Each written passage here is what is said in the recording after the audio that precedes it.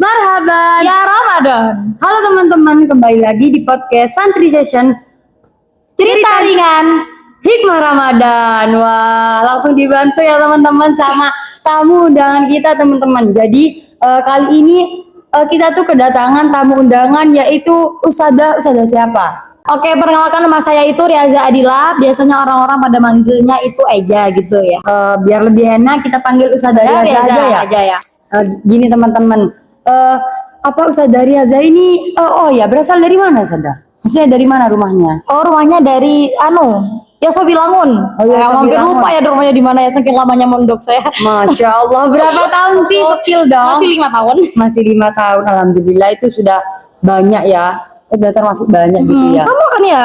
Oh iya lupa kalau sama ternyata. Jadi teman-teman, kita tuh bakalan nanyain Ustadzah Riaza ini bukan seputar Ramadan aja teman-teman, tapi kita tuh bakal tanya tentang setelah Ramadan. Coba dong tebak apa sih setelah Ramadan itu Ustadzah? Biasanya banyak THR, banyak makanan gitu kan ya. Iya. Apa? Idul Fitri. Bener banget teman-teman. Jadi saya tuh bakalan nanyain Ustadzah Riaza ini seputar Idul Fitri gitu teman-teman. Langsung aja ya Ustadzah ya, biar nggak lama-lama ya Ustadzah. Gini Ustadzah, Idul Fitri itu kan sering dianggap garis finish saat Ramadan itu Ustadzah. Itu bener nggak sih Ustadzah? Sampai nganggapnya kayak gitu apa enggak? Kalau saya sih FOMO ya, jadi kayak ikut-ikut gitu Ustadzah. Oh, banyak orang yang mengira Idul Fitri itu adalah garis finish. Padahal lebih tepatnya disebut garis start. Gitu. Oh, garis start. Start untuk apa Ustadzah? Start untuk menjaga hasil latihan kita selama bulan Ramadan. Di bulan Ramadan ini kan kita kayak menjaga latihan ini, menjaga lisan, waktu, kayak gitu, emosi gitu. Nah, untuk menjaga latihan kayak gitu. Latihan seperti contohnya itu latihan menahan diri gitu. Menahan diri, menahan nafsu terutama ya. Kalau di bulan Ramadan nggak boleh makan, nggak boleh kayak gini gitu. Gini Ustadzah, berarti pas waktu Ramadan tuh kita menahan diri, menahan hawa nafsu, menahan egois betul. gitu ya Ustadzah ya. Iya, emosi, lebih tepatnya emosi. Tapi kenapa ya Ustadzah? Setelah Lebaran tuh setelah Lebaran kan Ramadan, pas Lebaran itu Ustadzah. Godaan itu Ustadzah ya, terasa lebih bebas gitu Ustadzah. Pasti semua orang merasakan kayak gitu. Karena kita kan udah puasa 30 hari, Ramadan 30 hari kan ya. Nah, habis kita puasa nih, kita 30 hari, habis itu kita lebaran gitu kan ya. Nah, di situ pasti jiwa-jiwa males-malesnya tuh turun gitu kan, udah 30 hari kita udah kayak giniin.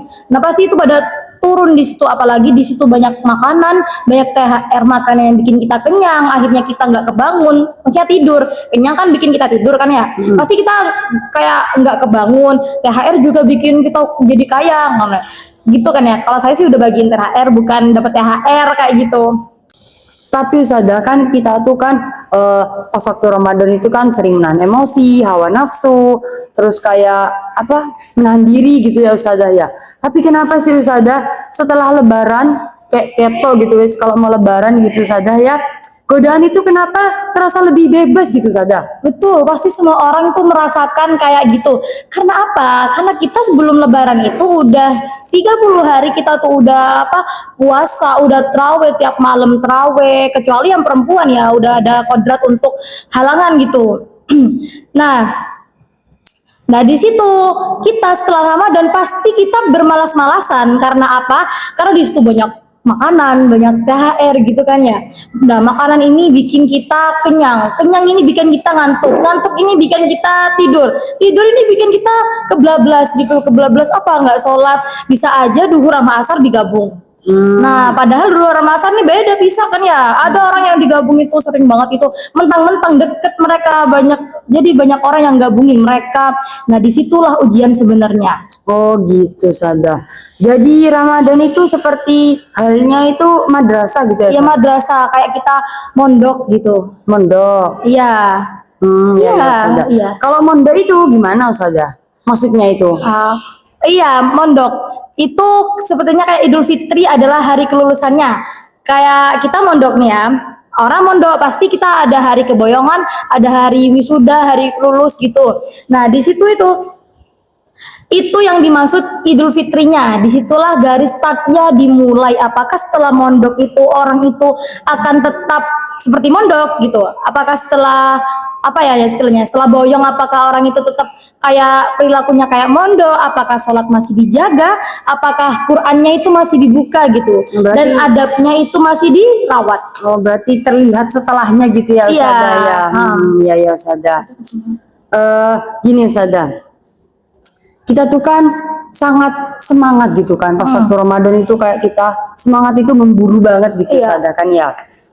Gini Ustazah, kadang semangat ibadah itu ya Ustazah, pas waktu Ramadan itu semangat banget ibadah, itu langsung turun Ustazah. Pas waktu takbiran itu langsung turun itu. Iya, kayak yang saya jelasin tadi, kalau udah denger Allahu Akbar gitu, denger kayak gitu keliru adan.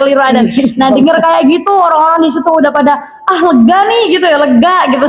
Denger kayak gitu, enak ini, enaknya santai-santai, orang 30 hari kemarin udah ditertur gini. Apa lebaran santai-santai kayak gitu. Karena kita di situ mengira Ramadan itu selesai, kan kayak lega nih berarti selesai gitu ya. Padahal Ramadan itu berkelanjut, kayak orang itu mengira Ramadan tahun ini selesai. Padahal di tahunnya lagi ada Ramadan lagi kayak gitu, kecuali kecuali orang itu meninggal mati gitu, pasti nggak bakal ketemu sama Ramadan ke depannya. Artinya itu nilai Ramadan itu harus melekat gitu ya Ustazah ya. Iya, minimal jejaknya itu terasa dalam sikap sehari-harinya kita. Contohnya Kayak kita lebih sabar, lebih soft spoken gitu ya, lebih jujur dan lebih ringan membantu orang lain, bersodakoh, bersedekah. Nah, di bulan Ramadan kita kan pada bagi-bagi takjil itu, kayak gitu. Jangan cuma Ramadan aja kita bagi-bagi takjil, pas di video, pas di post, ini banyak yang banyak yang komen bagus-bagus, wow, banyak yang nge-love gitu kan ya. Nah, setelah Ramadan emang ada adegan bagi-bagi takjil gitu? Gak ada kan ya. Tergantung orangnya sih, kalau saya sih ada gitu. Masya Allah. Tapi nggak saya umbar-umbar di video gitu.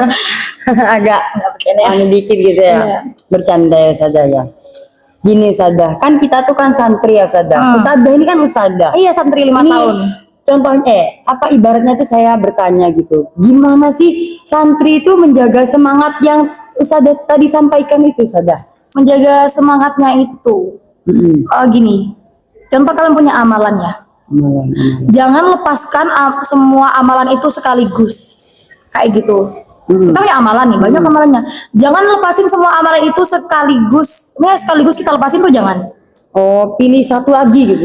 Kayak ya satu amalan yang paling mungkin istiqomah, kayak tadi itu amalannya banyak. Nah, tapi kita nggak istiqomah. Mending kita satu amalan tapi istiqomah. Salah satu gitu ya. Iya, pilih salah satunya.